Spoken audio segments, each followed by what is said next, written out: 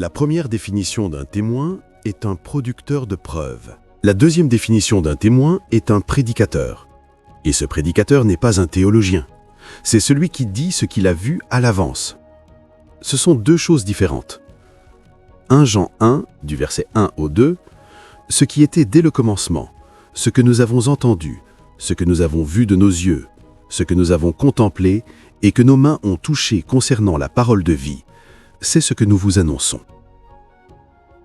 Dans Actes 4, 20, il est dit « Nous ne pouvons pas ne pas déclarer ce que nous avons vu et entendu ». Il parlait concernant Jean. La Bible a commencé en disant « Il est venu pour rendre témoignage ». Il a dit qu'il ne parlait pas de lui-même. Il est venu pour rendre témoignage à la vérité.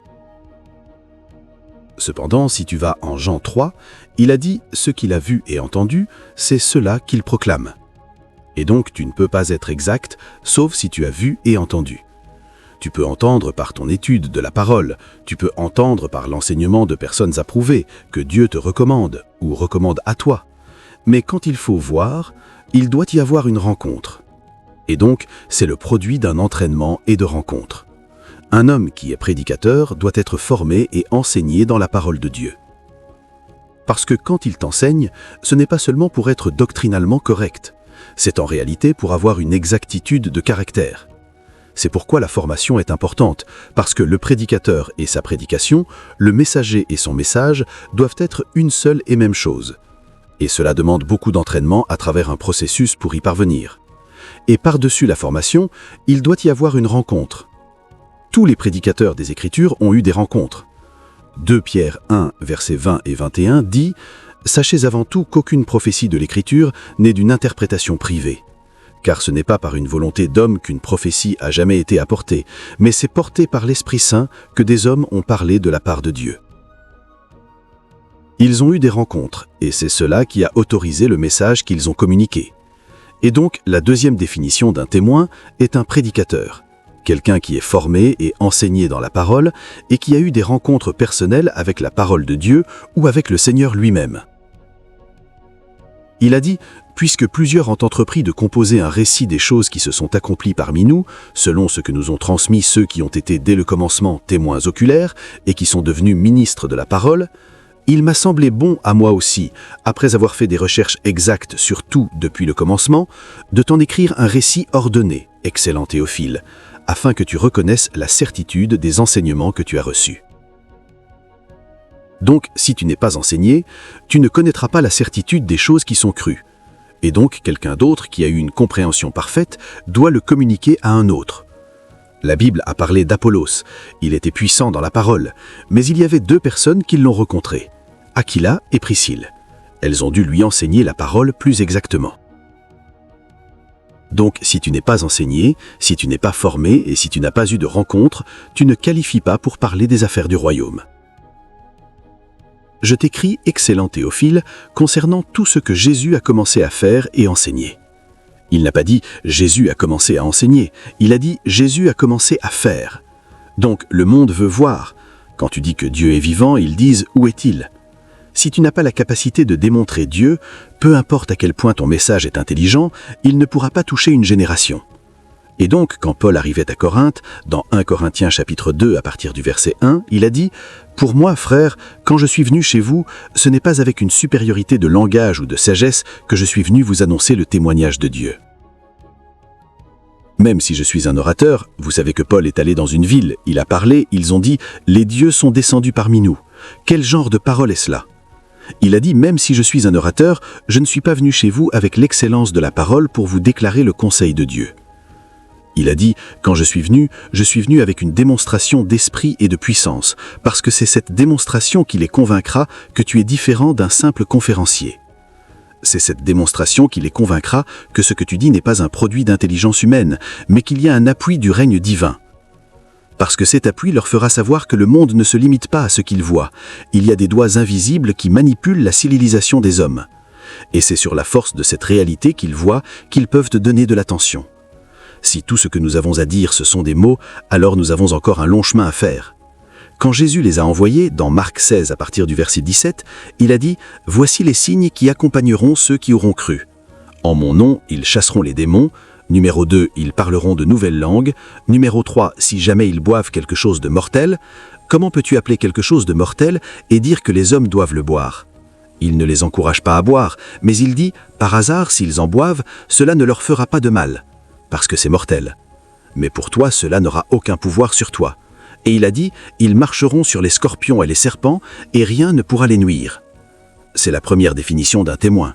Peu importe si tu étais parmi eux, peu importe si partout est dans les ténèbres, viens simplement avec la puissance.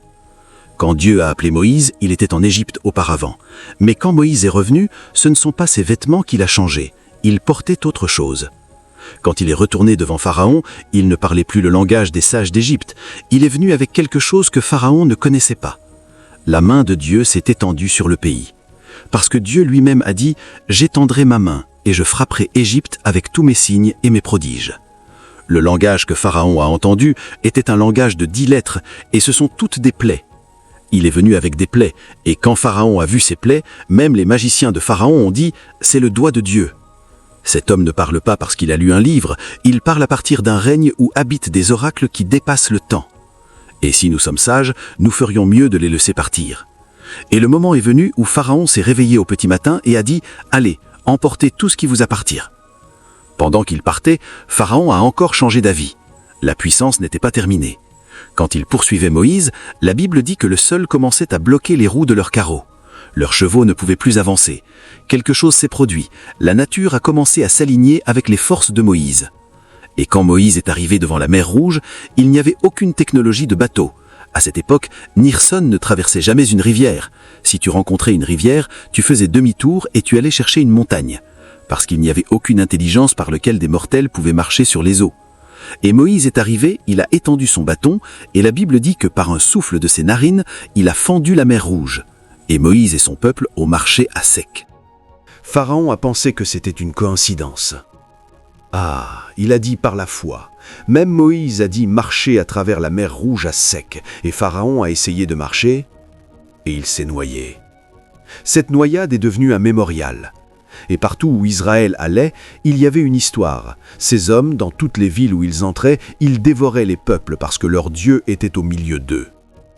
Un moment est venu où les nations ont commencé à trembler quand elles entendaient dire « Israël arrive ».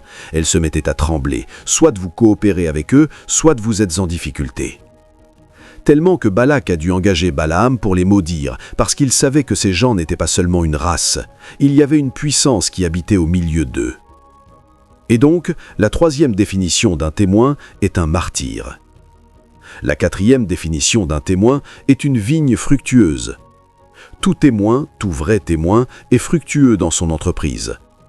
Ésaïe 51, versets 1 et 3, la Bible nous montre un témoin. « Écoutez-moi, vous qui poursuivez la justice, vous qui cherchez l'Éternel. Regardez vers le rocher d'où vous avez été taillés, et vers la fosse d'où vous avez été tirés. Regardez vers Abraham, votre père, et vers Sarah qui vous a enfanté. Car je l'ai appelé seul, je l'ai béni, et je l'ai multiplié. » Et il continue. Car l'Éternel consolera Sion, il consolera ses lieux désolés, il rendra son désert semblable à un Éden, et sa terre aride semblable au jardin de l'Éternel. On y trouvera la joie et l'allégresse, l'action de grâce et la voix de ceux qui chantent. Chaque fois qu'un homme se tient pour Dieu, oui, sa conviction est testée par les épreuves, mais Dieu le bénit. Il a dit « Je n'ai pas appelé la postérité de Jacob pour qu'elle me cherche en vain ». Dans Jean 15, versets 1 à 2, il a dit « Je suis le cep, vous êtes les sarments. Mon père est le vigneron, tout sarment qui ne porte pas de fruits, il le retranche. Parce qu'il n'a aucune utilité. Comment peux-tu dire que tu es un témoin et que tu n'as gagné aucune âme pour le royaume ? Comment peux-tu dire que tu es un témoin et que la grâce de Dieu sur ta vie ne fait pas multiplier les choses ? Pas seulement les âmes, oui, les âmes sont très importantes, mais je te le dis, trouve un témoin, tout ce qu'il fait, Dieu le multiplie. Parce que cette personne devient un fond de confiance divin. S'il entre dans une affaire, cette affaire prospérera. Que ce soit par la sagesse, par l'inspiration ou par la puissance, cela doit arriver. À moins que Dieu ne le fasse passer par une épreuve. Mais un témoin, n'as-tu pas lu à propos de Jésus lui-même ? Jésus prêchait pendant 3 jours et il n'avait pas mangé. Qu'avait-il ? Ils ont dit rien. Même un salaire d'1 année ne suffirait pas pour ces gens. Qu'avait-il ? Ils ont dit, un jeune garçon a 5 pains et 2 poissons. Apportez-les. Il les a pris, rendu grâce, leur a dit de distribuer, le pain s'est multiplié et tout le monde a mangé à satiété. Il a dit, ramassez les morceaux afin que rien ne soit perdu. 12 paniers sont restés. Tu es fructueux. Et tu dois comprendre cela. Fais-en une mentalité et fortifie-la dans le lieu de prière, parce que beaucoup ne sont pas conscients. Ils pensent que le christianisme est un appel à la pauvreté. C'est faux. Le christianisme est un appel à la fructuosité. Commence par les personnes autour de toi, parce que ta première offrande à Dieu, ce sont des hommes. Paul dit, je les présenterai comme une offrande à toi. Tu ne peux pas être dans ce quartier et que personne ne croit en Jésus. Tu ne peux pas être sur ce travail et que personne n'ait accepté Jésus et dire que tu es serviteur de Dieu là. Non, tu ne l'es pas. Si tu es un témoin, tu seras fructueux. Et au-dessus de ta fructuosité dans le domaine des âmes, même les choses matérielles que tu touches prospéreront. Il est dit, tout ce qu'il fait réussira.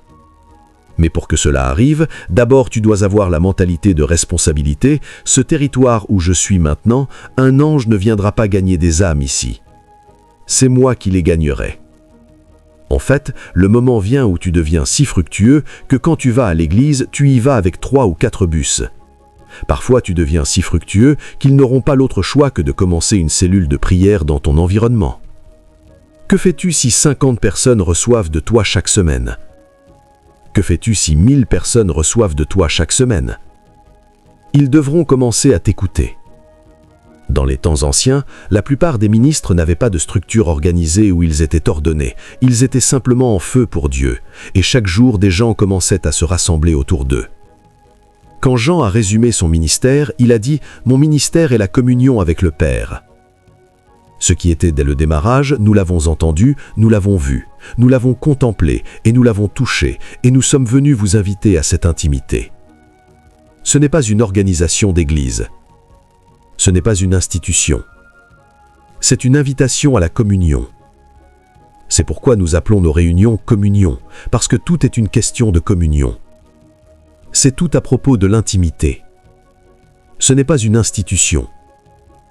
Ce qui nous sépare de toutes les autres institutions séculières, c'est que quand nous venons ici, nous voulons contempler celui qui habite dans la lumière, et en le contemplant, nous sommes transformés.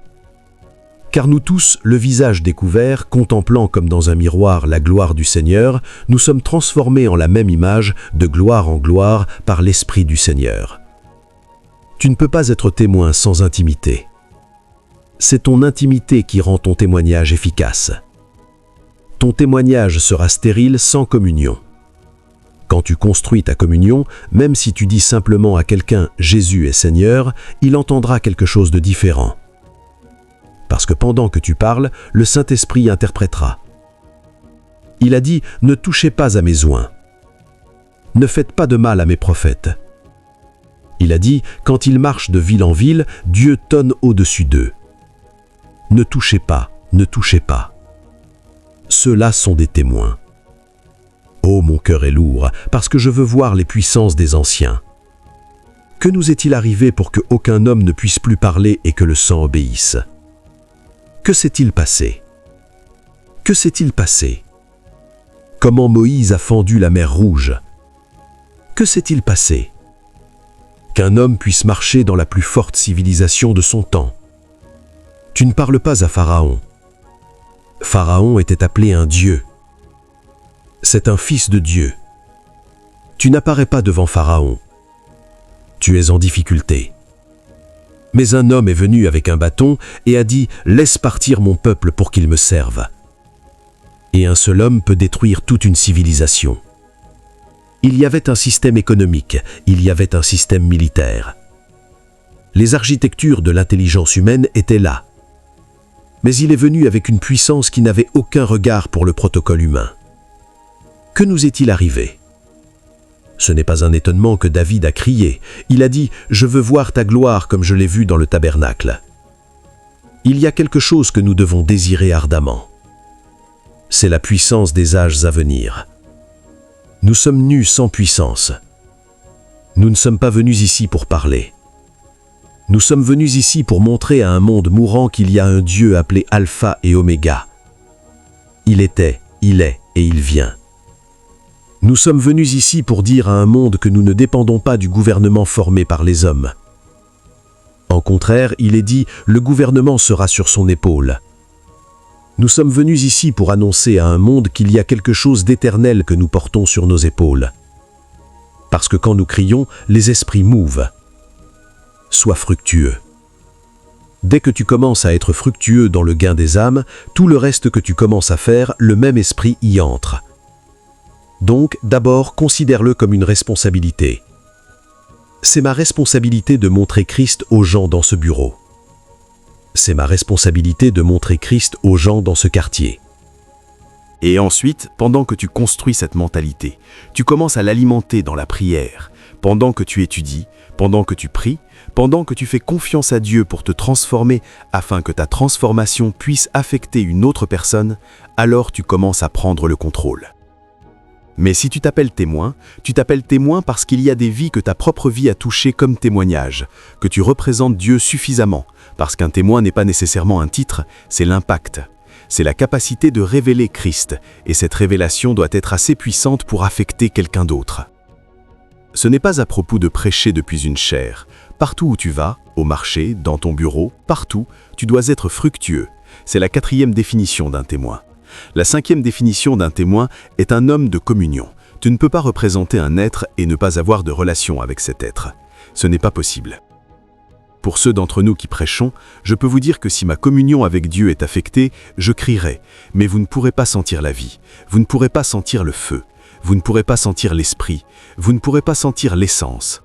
Et je dis à la plupart des gens autour de moi, remerciez Dieu pour la connaissance que vous avez. Mais écoutez, celui qui vous anime se cache dans votre esprit. C'est en l'engageant qu'il apporte l'essence de sa réalité, de son règne et de son être à travers ce que vous faites. Il faudra la communion pour que tu fasses couler la vie de Dieu. Il faudra la communion pour que tu fasses couler la puissance de Dieu. Beaucoup de personnes pensent que représenter Dieu, c'est parler un certain type d'anglais. Tu peux utiliser cet anglais pour nous intimider au Nigeria, parce que nous ne sommes pas des Anglais. Mais quand tu traverses les frontières, dès que tu entres au Royaume-Uni, ton ministère s'arrêtera, parce que l'anglais est leur langue maternelle. Donc cet accent, oh le L c'est beau, développe-le, améliore-le. Ne t'excuse pas auprès de ta génération quand ta manifestation arrive, mais sache que cette chose est plus grande que l'anglais. Je vous ai déjà dit, les esprits ne parlent pas le langage humain. Ils parlent quoi? Esprit et vie. Il a dit, les paroles que je vous dis sont esprit et vie.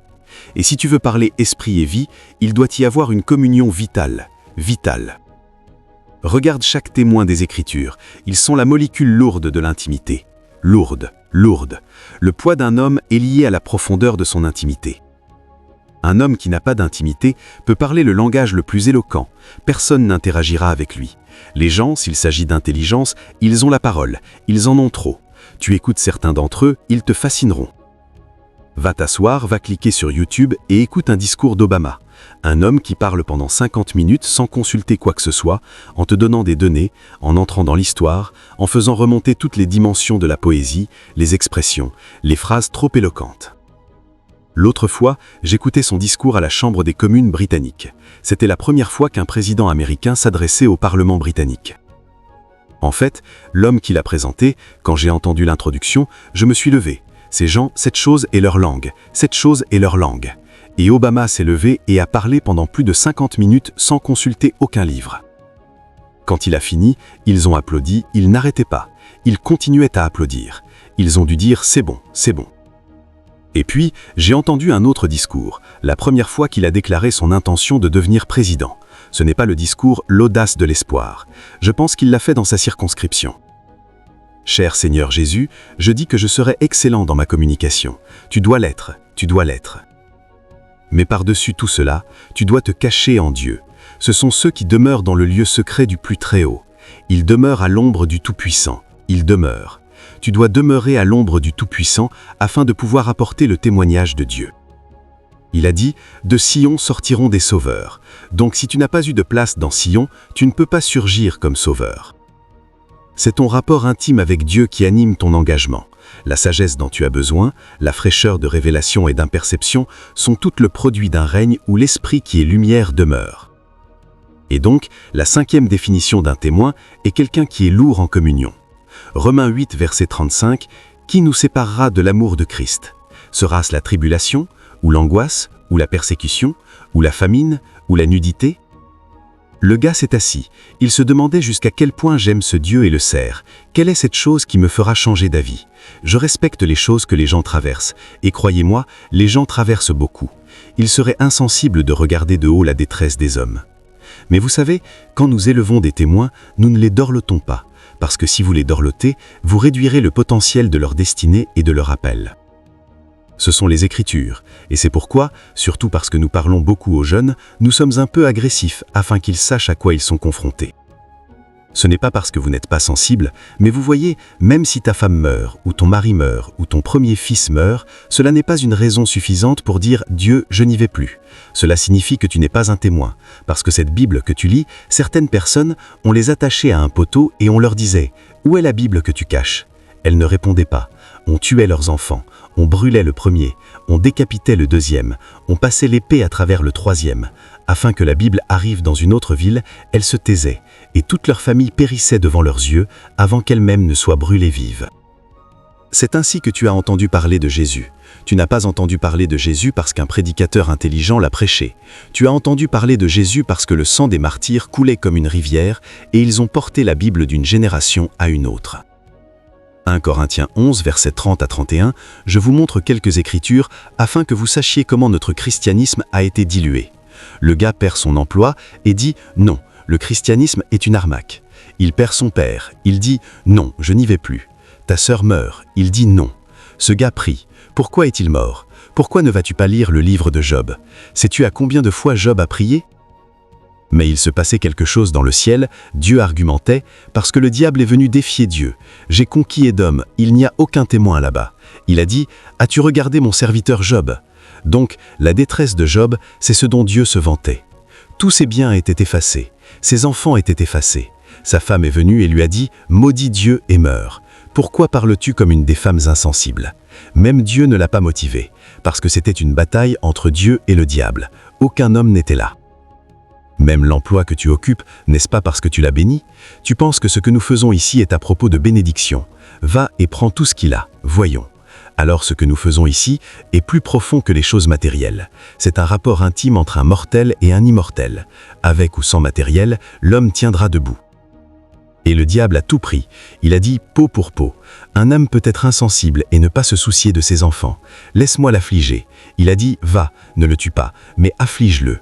Le gars était couvert de plaies, et la plaie n'était pas son problème. Job était un notable, il était comme le président de cette région. Il a dit, il est le notable de l'Orient. Et la honte, et le ridicule public. En fait, ses collègues sont venus et ont commencé à l'accuser qu'il avait péché. Ces péchés secrets que tu commettais, pourquoi ne confesses-tu pas? Dieu est venu te juger. Et Job s'est souvenu, moi qui hais l'iniquité, moi qui sers Dieu de toute ma vie, c'est moi maintenant que les hommes à la télévision nationale accusent d'être un criminel. Il était dans le chagrin, l'angoisse et la lamentation. Mais il est resté ferme.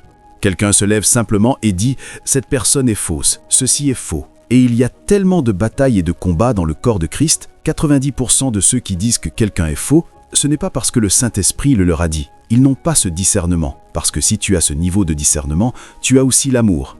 Si tu connais Dieu à ce point, ils ont entendu quelqu'un d'autre le dire. Et aujourd'hui, il y a des combats dans le corps de Christ en essayant de défendre ton pasteur ou ton beau-père parce qu'il a dit quelque chose. Et à la fin, cela causera plus de mal que de bien.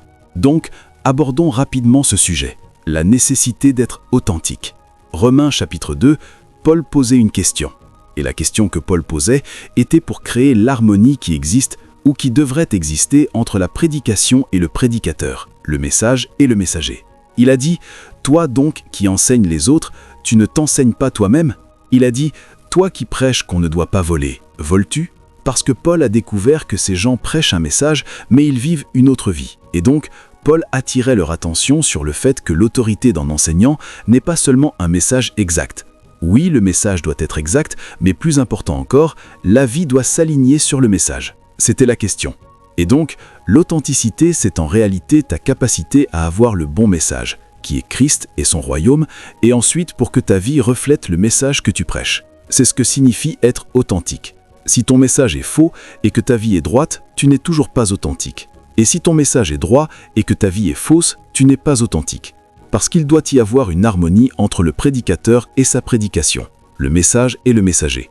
C'est cela qui rend un homme authentique. Dans 1 Thessaloniciens 2, 10 à 12, voici ce que Paul a dit pour appuyer ce point. Vous êtes témoins, et Dieu aussi, de quelle manière sainte, juste et irréprochable nous nous sommes conduits envers vous qui croyez. C'est un ministre authentique. Un ministre authentique se comporte saintement. Il ne dit pas que la sainteté est une nature, il se comporte saintement. Il se comporte avec justice et il est au-dessus de tout reproche. C'est là que chacun de nous doit tendre. Comme Daniel, quand ils te regardent, ils ne peuvent soulever aucune accusation. S'ils le font, c'est un mensonge. Ils veulent simplement te faire tomber. Et il a dit la même chose à Timothée parce que ce n'était pas quelque chose d'exclusivement spécial. Non, c'est quelque chose que tout le monde, tant le ministre mûr que le jeune ministre ou témoin, doit porter. Et donc, dans 1 Timothée 4, 12, il a dit que personne ne méprise ta jeunesse. Et il a ajouté quelque chose. 1 Timothée 4, 12. Mais sois un modèle pour les croyants en parole, en conduite, en amour, en esprit, en foi et en pureté. Donc, si ces 6 choses ne sont pas là, ta jeunesse doit être méprisée. Et donc, la seule raison pour laquelle ta jeunesse ne sera pas méprisée, c'est quand tu es un exemple en parole, en conduite, en amour, en esprit, en foi et en pureté. C'est un ministre authentique. Dans 2 Corinthiens 4, 1 à 2, pendant que je conclus, voici ce que Paul a dit. C'est pourquoi, ayant ce ministère, selon la miséricorde que nous avons reçue, nous ne perdons pas courage. Mais nous avons renoncé aux choses cachées de la honte. Donc, il y a un renoncement qui doit être fait. Parce que cette chose est une guerre, c'est une bataille que tu vas livrer pour être authentique. Ce n'est pas quelque chose de casual d'être authentique. Il a dit, nous avons renoncé aux choses cachées de la honte. Si tu as de la valeur, lève-toi et commence à aborder quelque chose. Laisse les gens venir t'écouter. Aborde cette chose afin qu'ils disent que tu as de la valeur. Parle-nous de la création de richesses. Parle-nous de la vie éternelle. Commence à parler de quelque chose. Laisse les gens brûler leurs données pour t'écouter parce que tu as de la valeur et voyons si 10 personnes viendront de ce côté. Je vois juste des gens se tromper eux-mêmes et des gens qui ont des oreilles qui démangent et veulent entendre des choses. Voyez, ne te distrais pas avec des gens qui ne craignent pas Dieu. Ton bardeau, ton focus, doit être toi en train de jouer ton rôle. Je vois ma sœur Carissa maintenant. Elle vient juste de rentrer de sa lune de miel. Je ne lui demanderai pas « Es-tu allé à la plage ?» Je lui demanderai « As-tu gagné une âme là-bas ?» Parce que si la lune de miel te fait tellement profiter et oublier, alors cela signifie que tu es une chanteuse. Tu n'es pas une adoratrice. Mais je sais qu'elle a gagné une âme, je sais qu'elle a touché quelqu'un parce que c'est l'exemple que nous avons laissé. Voyez, quand tu entres dans le monde des affaires, entre-y avec la puissance. Il ne plaisante pas. Tu dis que tu es un ministre de musique, tout ce à quoi tu penses, c'est comment aller d'une église à l'autre. Tu leur factures, vous devez me payer 1 million. Qu'est-ce que 1 million ? Alors que ton homologue dans le monde, on a dit qu'un a organisé un spectacle à Londres. Un Nigérien a organisé un spectacle à Londres. La salle était pleine, ils ont acheté tous les tickets en moins de 60 secondes et le jour de l'événement, la salle était pleine. Il y a eu une bousculade. Des Blancs ont été piétinés parce qu'un musicien séculier nigérien a arrêté et fermé Londres. Il y a une puissance qu'ils exerçaient dans les ténèbres. Nous sommes ici à poursuivre des changements et de petites choses. Nous ne pensons pas comme des témoins. Nous faisons des programmes en suppliant les gens de venir, alors qu'eux, ils font leurs programmes dans des stades. Ils entrent dans un stade, ils vendent des tickets, les tickets sont épuisés, ils disent « vous n'entrerez pas ». Qu'ont-ils touché qui leur a fait conquérir les âmes des hommes à ce point ? S'ils viennent en ligne et sortent une chanson, il a 50 millions de vues, 10 millions de vues. Toi, 10 000 personnes te regardent. Tu dis qu'ils se battent pour la visibilité. Bonne visibilité. Qui te connaît ? Ronaldo porte un boxeur comme ça et il a 150 millions de likes. 150 millions de likes pour porter un boxeur. Et lequel d'entre nous est visible ? Assieds-toi. Laisse-moi enseigner mon âme. Il y a de l'énergie. Change le ton de ce clavier. Change-le. Laisse-moi expliquer certaines choses afin que nous n'explosions pas ici. Nous sommes un peuple de puissance. Voyez, refuse d'être médiocre. Ne te soucie pas de ce que les gens disent. Il a dit, quand on a dit « Cher Seigneur, l'un de mes écritures préférées, le pays de Zabulon, le pays de Nephtali, par le chemin de la mer, au-delà du Jourdain, Galilée des nations. Le peuple qui était assis dans les ténèbres a vu une grande lumière. Jésus est entré dans la ville et toute la ville a commencé à rayonner de gloire parce qu'il a fait quoi ? Il est retourné dans la puissance de l'Esprit. C'est un témoin. Ta famille, il y a encore des sorciers là-bas. Ta ville, il y a encore des ténèbres là-bas. Et nous célébrons. Nous n'avons pas commencé. Nous n'avons pas commencé. Il doit y avoir des fardeaux. Où sont les entrepreneurs qui portent la puissance? Où sont-ils? L'homme qui va à cet entretien, après avoir lu, il tire quelques langues et quand il entre dans l'entretien, il parle depuis les règnes célestes. Tu ne peux pas refuser sa proposition, il vient dominer. Il entre dans le monde de l'immobilier, il achète toutes les terres de la ville parce qu'au-delà de la stratégie, il y a la puissance, au moins en tant que témoin. Le peu que tu connais de Dieu, tu peux prendre un autre pécheur et il se repentira pendant que tu es encore en train de grandir. Mais quand tu dois aborder les affaires du royaume à un corps, à un territoire ou à une nation, tu as besoin de plus que je suis né de nouveau, sinon tu égareras les hommes. Alléluia. Et donc, la deuxième définition d'un témoin est un prédicateur, un qui est enseigné et qui a eu des rencontres avec le Seigneur. Numéro 3, la troisième définition d'un témoin est un martyr. En fait, le mot témoin utilisé dans Actes 1:8 est le mot martus, qui désigne quelqu'un qui croit suffisamment pour mourir pour ce qu'il croit. Et donc, si tu ne crois pas suffisamment pour mourir pour cela, ce que tu dis n'est pas encore testé. Il faudra le baptême du martyr pour pouvoir tenir pour la vérité, parce qu'il y aura beaucoup d'attaques dans notre monde aujourd'hui. Prie pour les malades, ils diront que tu es faux, que ce miracle est programmé. Prophétise, ils diront que tu es faux, que cette chose est mise en scène. Prêche l'évangile, ils viendront et diront toutes sortes de choses. Il faudra la mort pour que tu rendes témoignage à Jésus. Il faudra la mort. Et puis, il y a des endroits où ils ne font même pas partie du troupeau, parce que la bataille est à la fois à l'intérieur et à l'extérieur. Il y en a qui ne font pas partie du troupeau. Il y a beaucoup de nations aujourd'hui où si tu dis que tu es chrétien, tu es en danger d'être décapité. Mais Dieu peut choisir de t'en y envoyer, et donc tu dois accepter le baptême du martyr si tu veux tenir pour la vérité et rendre témoignage à Jésus. Regarde les références de Paul quand Paul parlait de lui-même en tant que prédicateur. Vous savez, parfois, il est bon de partager quelque chose sur soi-même. Aujourd'hui, quand tu mentionnes quoi que ce soit sur toi-même, ils disent « ce n'est pas un prédicateur, il ne prêche pas Christ et Christ crucifié ». Et je me demande, avez-vous lu la Bible? Paul a écrit le livre de 1 Corinthiens. C'était seulement dans les chapitres 1 et 2 qu'il a mentionné Christ.